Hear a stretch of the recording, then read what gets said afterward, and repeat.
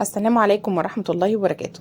النهاردة عملت وصفة عالمية وهي بقى الحمام الكذاب بوراك الدجاج كده. تعالوا نعمله مع بعض ونحشيه كمان رز بالخلطة، طعمه خطير بجد. تعالوا نشوف هنعمله ازاي، وكمان هقول لكم على تتبيلة للفراخ عالمية هتخلي الفراخ توديها في حتة تانية خالص. تعالوا نعمله مع بعض وهقول لكم على طريقة تسوية، ويلا بينا نبدأ. بس في البداية نصلي على سيدنا محمد، وننساش طبعا نشترك في القناة ونفعل الجرس ونضغط اعجاب الفيديو. اول حاجه احنا بنجيب وراك الدجاج، طبعا بنخليها يعني نقول للفرارجي كده يخلي لنا الوراك، ولو مش هيخليها خليها، بيبقى سهل جدا. هبقى اعمل لكم فيديو ان شاء الله ازاي اعمل لكم طريقه خلي الفراخ يعني. المهم يعني بنجيب الوراك مخليه، وبعد كده بس طبعا الوراك بتاعتي كانت كبيره شويه، فابتديت ان انا ادقها كده بالمدقه، احطها بين كيسين وابتدي ان انا ادقها شويه افردها، عشان طبعا هنلفها، فعشان لما تيجي تتلف معاكم تتلف بسهوله. فنحاول بس ان احنا ندقها كده شويه، بس ناخد بالنا لان طبعا الوراك يعني زي ما نقول كده بتبقى متفصصه شويه، فلو ضغطتوا عليها هيتهري منكم اللحم، فناخد بالنا. المهم بقى اركنها على جنب، وتعالوا بقى نعمل شوية تتبيلة حلوة كده عشان نتبل بيها الفراخ. هجيب بصلتين وطماطمتين كده وابشرهم بالمبشرة، وبعدين احط عليهم معلقة كبيرة من الصلصة، وبعدين معلقة من المستردة، دي اللي هنعمل نتبل بيها الفراخ. وبعد كده نحط عليها بقى شوية توابل بسيطة جدا، هنحط ملح وفلفل اسود، مش اكتر من كده. ولو عندكم توابل السبع بهارات ممكن نحط نص معلقة صغيرة من السبع بهارات. خلاص. وبعد كده بقى شوية زيت، ونقلب بقى كل التتبيلة دي كده مع بعض كويس جدا. نخلط بقى كل الكلام ده كله كده مع بعض لحد ما البصل بقى ما يبدأ ان هو ينزل المية بتاعته بالشكل ده كده. ونجيب بقى الوراك بتاعتي وهبتدي ان انا اتبلها بقى من فوق ومن تحت، كل كده قطعة نحاول ان احنا نشربها من التتبيلة دي كويس جدا. وناخد بقى التتبيلة كده ونحطهم فوق بعض، ونحط بين كل واحدة واحدة كده ايه شوية من التتبيلة دي، ونسيبها بقى. اهم حاجة نسيبها في التلاجة شوية، كل ما نسيب الفراخ في التلاجة بتاخد طبعا طعم حلو جدا. تعالوا بقى قبل ما نسيبها تتبل كده شوية، قبل الاكل بقى على طول بساعة كده ولا حاجة، نبتدي ان احنا نعمل الحشوة بتاعتنا بقى. هجيب معلقه كبيره من السمنه وعليها طبعا شويه من الزيت، وبعد كده عندي بصلايه او بصلتين متوسطين كده، بصلايه كبيره او بصلتين متوسطين، هبتدي ان انا احطهم على النار كده مع الزيت والسمنه يبداوا ان هما ياخدوا لون. وممكن بقى ان احنا نحط في المرحله دي نص معلقه من السكر، لان السكر بتساعد بقى اللون، تدي لون غامق شويه وبتدي لون كرمله كده غامق، بيدي الرز لون حلو وطبعا طعم حلو. نقلب بقى كل البصل مع السكر كده شويه. تمام. اول ما هيبدأ ياخد اللون الاصفر شوية نركنه بقى على جنب. وبعد كده عندي بقى الكبد والقوانص بتاعه الفراخ. اجيبوا بقى الكميه اللي انتوا عايزينها، انا مزوده الكميه شويه لان انا يعني عامله الرز بالخلطه، وهو ده اللي هيبقى الاكل جنب الفراخ. خلاص. فعشان كده انا عامله كميه. لو انتوا مش حابين بقى تعملوا رز بالخلطه جنب الفراخ يبقى، او عايزين تعملوا رز ابيض او اي حاجه، يبقى ما تزودوش بقى. يعني كفايه مثلا قطعتين دجاج بس، قطعتين كبد وقوانص وخلاص. المهم بقى هنجيب بقى عود من القرفه، وبعد كده ورقه من ورق الغار، وننزل على الكبد والقوانص بتاعتي ونديها تقليبه. وعايزه اقول لكم ان انتوا لو حطيتوا برضو القرفه بودر بتبقى حلوه جدا برضو. خلاص. وبعد كده بقى بعد ما اديناها التقليبه بقى واخدت اللون اللي هو الغامق شويه، ننزل في الاخر بفصين من التوم، مش هنزود. ونقلب بقى لحد برضو ما ياخدوا لون بقى، تتحمر كويس قوي. كل ما هتتحمروا البصل والكبد والقوانص كويس هتديكوا لون في الرز حلو جدا. مش هتحتاجوا ان انتوا تحطوا اي حاجه تديها اضافات، يعني زي مثلا ممكن نحط صويا صوص او اي حاجه من الحاجات اللي بتغمق الرز. فانتوا مش هتحتاجوا ان انتوا تعملوا كده، لون الرز من نفسه هيبقى اوتوماتيك اصلا يطلع معاكم حلو جدا لو حمرتوا الكبد والقوانص كويس مع البصل. بصوا بدأت بقى ان هي تاخد اللون، حتى لو تاخدوا بالكم الطاسه بتاعتي بدأ ان هي لونها يغمق شويه. وبعد كده هنجيب بقى شويه معلقه من الملح ونص معلقه من الفلفل الاسود ونص معلقه من السبع بهارات، ونقلب برضو بقى الكلام ده كله مع بعض كده، مش هحط اكتر من كده توابل.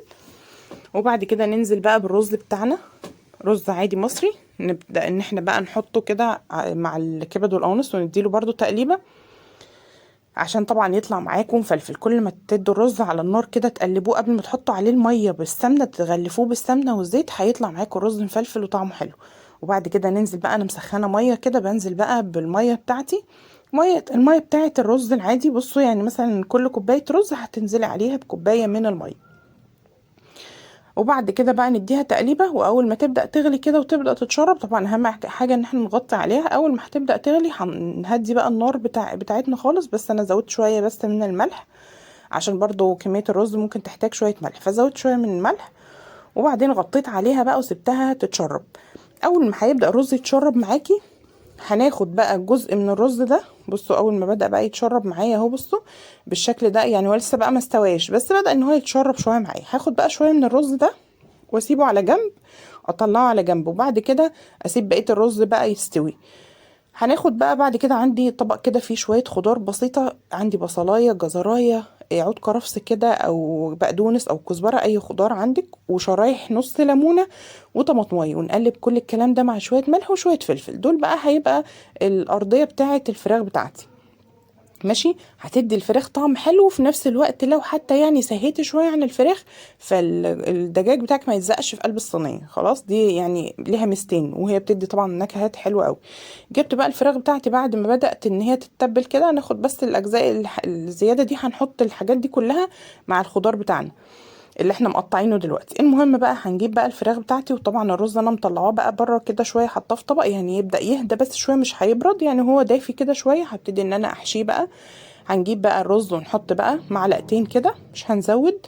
وزي ما قلت لكم بقى، كل ما الصدور الوراك بتاعتكم هتبدا ان انتوا تفردوها كويس، هتعرفوا طبعا تلفوا كويس، وما تطلعش بقى الحشوه بره الفراخ بتاعتي. وبعد كده نجيب الخيط بقى ونبتدي ان احنا نقفل بقى، نربط كده بخيط، او ممكن نجيب الخله او عيدان الشيش طاووق دي، ونبتدي ان احنا نثبتها بس من تحت، عشان طبعا ما تفتحش معانا. هي مجرد ما هتتحط في الفرن هتبدأ تمسك معاكم، بس برضو يعني يفضل ان احنا نربطها اكتر عشان الحشوة ما تخرجش منها. ابتديت ان انا اربطها بالشكل ده كده اهو، شايفين. وبعد كده اقفل بقى كويس جدا، وناخدها بقى نحطها.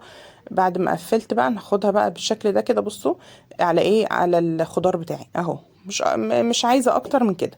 هعمل بقى الكميه بتاعتي، عملت الكميه بتاعتي كلها، وبعدين بقيت بقى التتبيله دي نبتدي ان احنا نحطها بقى على الوش كده، على وش الفراخ قبل ما نحطها في الفرن. وبعدين ناخد بقى الفراخ ونغطيها. يعني عايزه اقول لكم انا نغطيها مش يعني 10 دقايق بالظبط، ربع ساعه، عشان ما تنزلش معاكم سوائل كتير، وعايزاها تنشف، يعني عايزه السوائل اللي فيها تنشف. فهغطيها بس بورق زبده كده وورق فويل لمده زي ما قلت لكم ربع ساعه بالكتير، ونحطها على ارضيه الفرن. وانا مشغله بقى فرن وشوايه وكله، يعني عارفين انتوا اللي هو عشان درجه حراره الفرن تبقى سخنه قوي، والفراخ ما تاخدش معاكم تسويه كتير. وطبعا الرز كده كده يعني، هو الربع ساعه اللي هنغطي فيها الفراخ دي هو الرز هيستوي خلاص. في المرحله دي بقى ابتديت ان انا اجيب كده معلقه من الزبده، وعليها نص معلقه من صلصه الطماطم، وبعد كده رشه من الفلفل الاسود، وعصير يعني نقطتين كده من الليمون. عايزه اقول لكم بقى الصوص ده بقى لما بيجي يتحط على الفراخ كده وتتحمر بيه، بيديها ريحه وطعم حلو قوي. ممكن نخففه بمعلقه من الشوربه او شويه من الزيت لو انتوا حاسين ان الصلصه يعني تقيله شويه، برضو بتدي بقى طعم حلو قوي. وندهن بيها الفراخ ونحطها تحت الشوايه. شايفين بقى الجمال بقى، بدات بقى تنشف، وبعدين بقى نقدمها مع الرز اللي بخلطه اللي احنا عاملينه ده.